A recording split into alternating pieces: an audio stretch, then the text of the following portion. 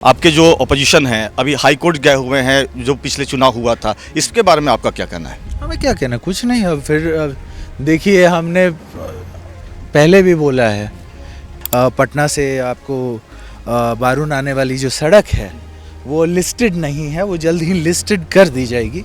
UGC का दुरुपयोग करता है तो उसके ऊपर भी एक्शन होगा। मैंने उस दिन भी बोला था, अगर हम हारे होते तो मर्द के बच्चे की तरह सीट को त्याग देते।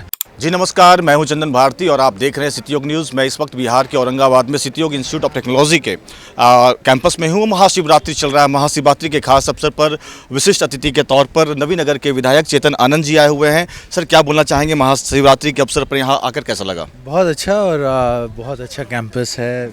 यहाँ का वातावरण बहुत अच्छा है। हमको लगता है बच्चों को इधर बहुत वो लोग एंजॉय करते होंगे, है ना। लगातार आप नवीनगर में अभी एक्टिव दिख रहे हैं। सदन भी, हाउस भी चल रहा था। हाउस में नवीनगर के लिए और औरंगाबाद के लिए आपने क्या मांगे उठाई या कुछ आपने कही?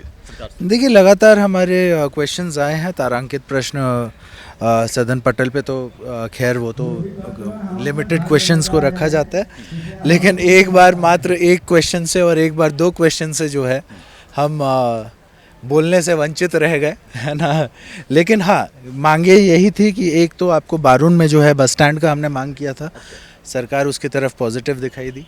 दूसरी बात है, बारून और नबीनगर के लिए जो पटना के लिए जो मतलब एक बस हमने मांगा था, जिसमें सरकार ने हमें जवाब दिया है कि वो लोग गया से प्रयास कर रहे हैं कि कोई प्राइवेट बस जो है जल्द से जल्द इधर बारून की तरफ जो है किया जाए। हमने लिखित भी मंत्री महोदय को लिख करके भेजा है कि आप इस पे जो है थोड़ा सा ध्यान दे करके, और प्रयास ये हो कि यहाँ सरकारी बस, क्योंकि उनका ये कहना था कि अभी जो पटना से आपको बारून आने वाली जो सड़क है वो लिस्टेड नहीं है, वो जल्द ही लिस्टेड कर दी जाएगी।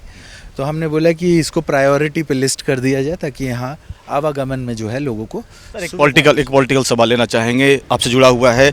आपके जो अपोजिशन है अभी हाई कोर्ट गए हुए हैं जो पिछले चुनाव हुआ था, इसके बारे में आपका क्या कहना है? हमें क्या कहना, कुछ नहीं। अब फिर देखिए, हमने पहले भी बोला है कि हमें पता है और उन्हें भी पता है, टेबल वो भी घूम रहे थे, है ना। और जो रिजल्ट आया वो बिल्कुल निष्पक्ष और बिल्कुल प्रॉपर आया, है ना। तो हमको अपने आप को प्रूव करने की ज़रूरत नहीं है। अच्छा, उस टाइम में भी रिकाउंटिंग हुआ था क्या? जिस समय जब काउंटिंग हॉल में आप भी थे, वो भी थे, लेकिन रिकाउंटिंग हुआ था? रैंडम काउंटिंग्स होते हैं, वो रैंडम करा करके, ताकि कोई मन में वहम ना रहे, है ना। तो रैंडम 5 वो निकाले गए थे, उसका काउंटिंग किया गया था, है ना। सब कुछ सही पाया गया, उन्होंने साइन भी किया। उसके बाद हो सकता है कि अपने कार्यकर्ता को दिखाने के लिए हो सकता है, या फिर जो भी बात बोल लिया जाए, क्योंकि पॉलिटिक्स है तो लोग बहुत कुछ सिर्फ जो है पब्लिक मैसेज के लिए करते हैं, है ना। तो खैर, हम लोग इस सब में विश्वास नहीं रखते हैं। मैंने उस दिन भी बोला था, अगर हम हारे होते तो मर्द के बच्चे की तरह सीट को त्याग देते, है ना। लेकिन हाँ, कुछ लोगों को फिर भी वहम है, या फिर वो वहम पैदा करना चाह रहे हैं, उसका मेरे से कोई लेना देना नहीं है। सर, एक सवाल, पूरे बिहार में कोई भी नेता बोलने से मुकर रहा है यूजीसी पर, लेकिन आपने मुखर होकर बोला। अब लेकिन अब तो मार्च में होगा, 19 मार्च तक जो भी रिजल्ट होगा, लेकिन अब क्या बोलना है आप?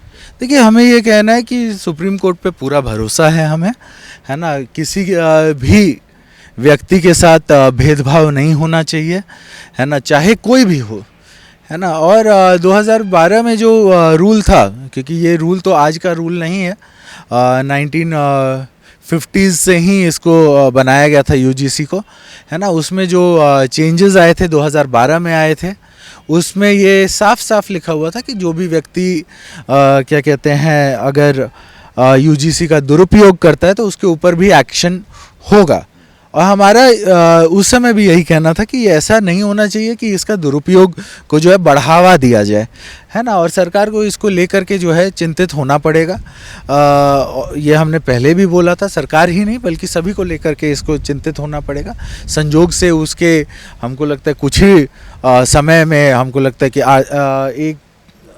8 घंटे के अंदर अंदर जो है सुप्रीम कोर्ट का एक डिसीजन आया। उस डिसीजन का हम लोगों ने स्वागत किया कि भाई कोई भी व्यक्ति, है ना, जो इसका दुरुपयोग करे, हमारा ये मानना है कि उसके ऊपर सख्त एक्शन हो, ताकि वो दुरुपयोग को रोका जा सके। बहुत बहुत शुक्रिया, ये थे हमारे साथ बात करने के लिए नवीन नगर के विधायक चेतन आनंद, जिन्होंने हर बात का, हर सवाल का जवाब बहुत ही बेबाकी की तरह दिया। जिस तरह से आनंद मोहन आवाज़ देते थे बेबाक की तरह, ठीक वही बात आप आज देखने को मिली है। बाकी आपकी प्रतिक्रिया क्या है, जरूर बताएं।